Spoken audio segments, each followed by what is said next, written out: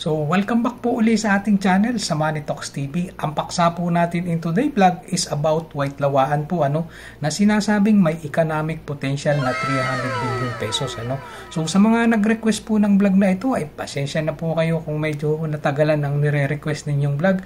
At ito na nga po, nanginginig pa. Ngayon po ay tatalakayin natin ang tungkol sa White Lawaan. Pero bago po ang malupit na talakayan, ay atin muna pong pakinggan at panuorin ang salaysay ni Dr. Efraim Cercado patungkol sa White Lawaan. Sa panayan po sa kanya ni Kuya Buddy Gansenya. So wag na po nating patagalin pa, panuorin po natin ang kanilang talakayan. Oops! Disclaimer lang muna po pala tayo, ang vlog pong ito ay for information and educational purposes lamang. Ang kuha nila sa Lawaan, 30 pesos per board feet nun sa mahogany Tapos sa Lawaan kinukuha nila ng 80. So, yung just to compare yung economic potential nitong White Lawaan, 5 years. So, wag po kayong maglilipat ng channel at tapusin po ninyong panoorin ang video ito hanggang sa dulo dahil mamamangha po kayo sa maaaring kitain sa White Lawaan farming. 80 pesos per board feet.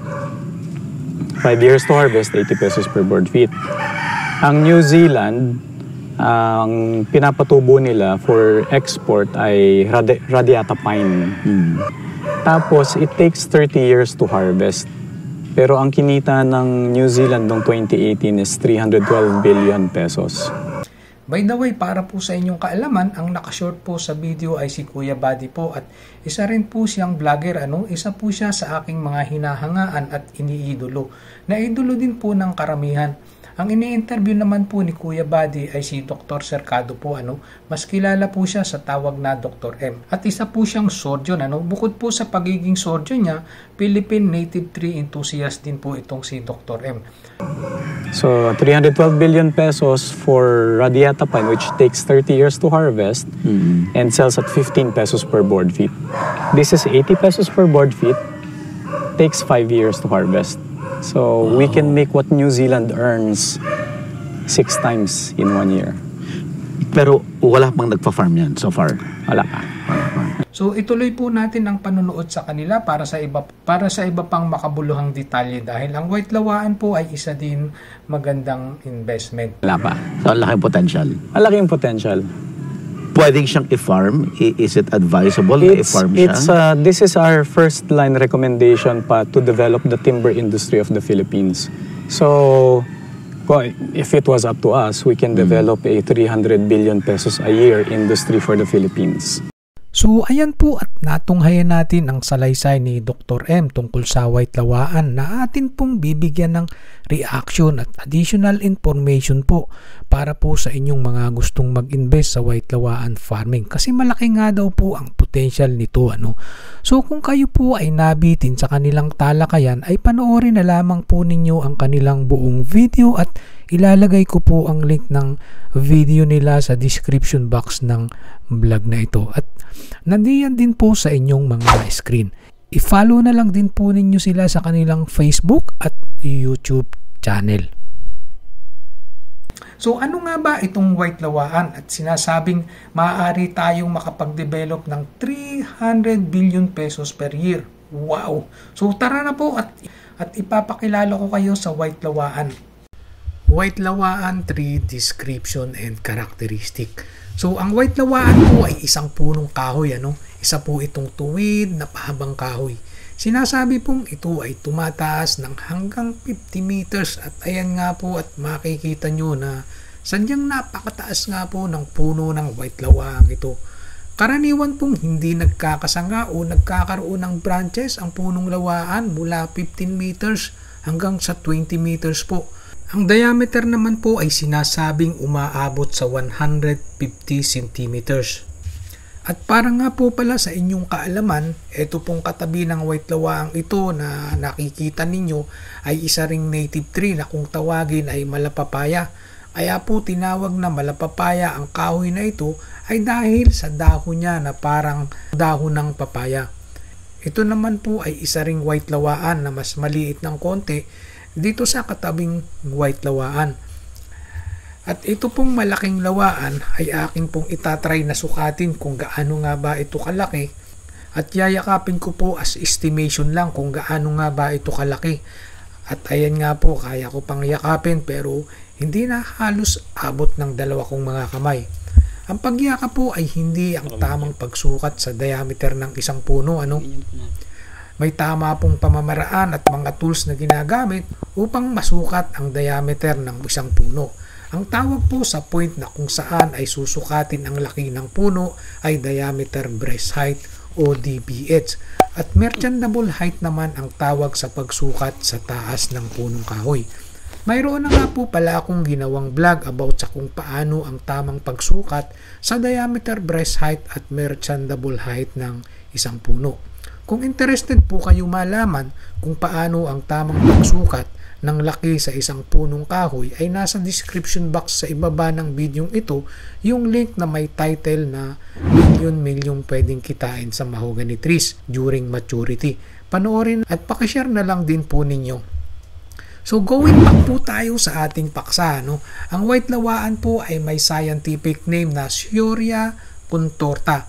Ito po ay isang tropical na hardwood species na kabilang sa Dipterocarpaceae family. Ito ay native tree o kabilang sa Philippine Mahogany Group sa ating bansa.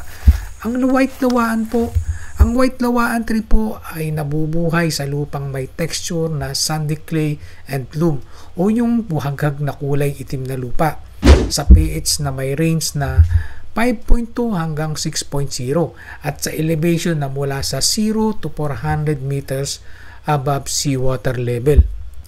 Namumulaklak po ang white lawaan mula Abril hanggang Agosto at ang hinog na bunga nito ay karaniwang makukuha mula Hulyo hanggang Disyembre. Hindi nga po pala regular o irregular po ang reproductive capability ng white lawaan na makapag-produce ng binhi o buto at ito po ay normal at isa sa trait o katangian ng white lawaan. Kaya po itong DENR sa ilalim po ng Forest at Wetland Research Development and Extension Center ng ERDB ay nagpatupad po ng pag-aaral sa tree improvement program para sa industrial tree plantation at native tree species na pinamagatan pong flower induction of white lawaan clonal seed orchard sa Bislig City po sa Surigao del Sur. Ang layunin po nila o ang layunin po ng pag-aaral ay upang makabuo ng impormasyon sa wastong pamamahala ng white lawaan clonal seed orchard. At ito po ay upang matuganan din ang production ng binhi ng white lawaan. White lawaan uses and application.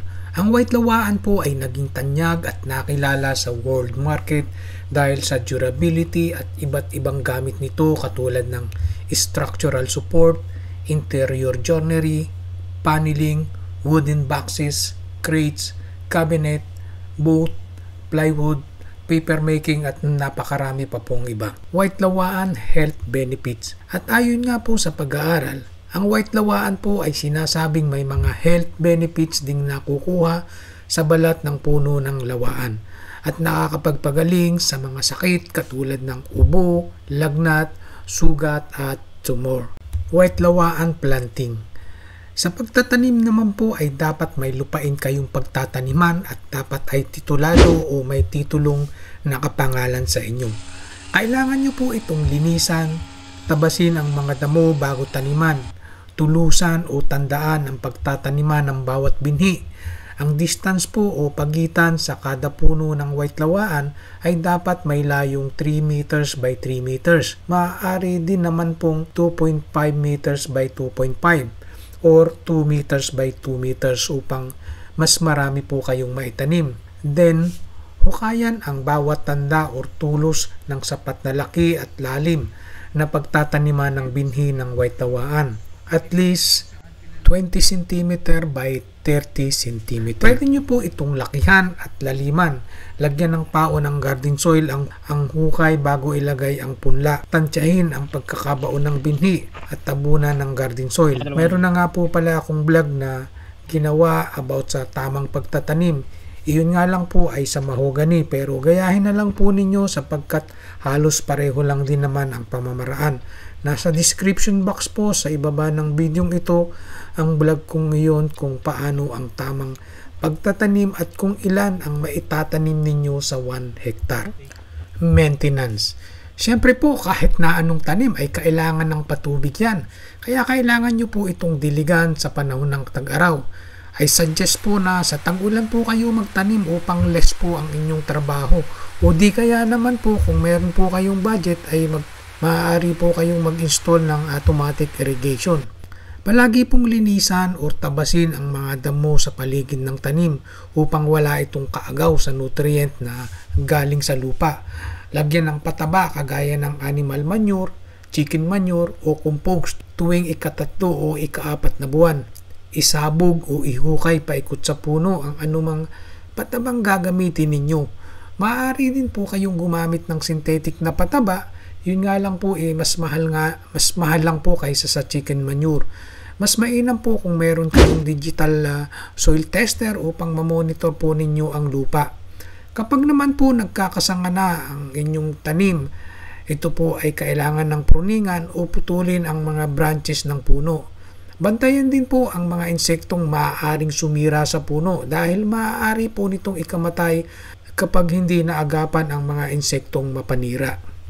White lawaan harvesting. Kagaya nga po ng natura ni Dr. M, sa unang bahagi po ng vlog na ito na maaari na nga daw pong anihin ang white lawaan sa loob lamang ng 5 taon. At mas mahal nga daw po ang per board foot ng white lawaan kumpara sa mahogany. Pero para sa akin po, sa akin lang pong opinion ito, na masyado pa pong mura, bubot o bata pa ang 5 years para anihin o i-harvest ang puno. Mas maganda po kasi kung medyo patatandain pa ninyo ng ilang taon bago anihin sapagkat ang mas matured po na puno ay mas durable. Income. Well, kung meron po kayong 2 hectares na lupa, sa 3 meters by 3 meters distance ng bawat isang punong itatanim po ninyo, makakapagtanim po kayo ng about 2,200 na puno. Sa 2,200 pong punong na itanim na ninyo, let's say 200 sa mga puno ay nabansot, namatay at kung ano-ano pa, mayroon pa din po kayong 2,000 punong matitira. Sa 2,000 pong puno na natira sa inyo, assuming na 500 board feet ang kada isang puno, so sa 2,000 puno multiply by 500 board feet is equal to 1 million board feet. Sa 1 million board feet po, multiply by 80 pesos per board feet, ay meron po kayong 80 million pesos. So meron po kayong tumataginting na 80 million pesos sa loob ng 5 taon kung 5 years nyo nga po ito aanihin. Pero syempre po, ibabawas nyo pa din diyan ang capital ninyo o yung ginastos ninyo sa pagpapalaki sa loob ng 5 taon o 10 taon. Depende po kung gaano katagal ninyo ito inalagaan. So, ayan po ang ilan sa mga detalye about white lawaan po. I-comment nyo po sa comment section sa ibaba ng vlog na ito kung meron po akong hindi nabanggit. At kung meron pa po kayong karagdagang information about sa white lawaan o sa ating paksaing today vlog. So as always, this is Money Talks TV. Thank you for watching. Huwag po ninyong kalimutang mag-subscribe sa channel ko. Pakihit na lang din po ang notification bell para ma-update po kayo sa tuwing may bago akong video.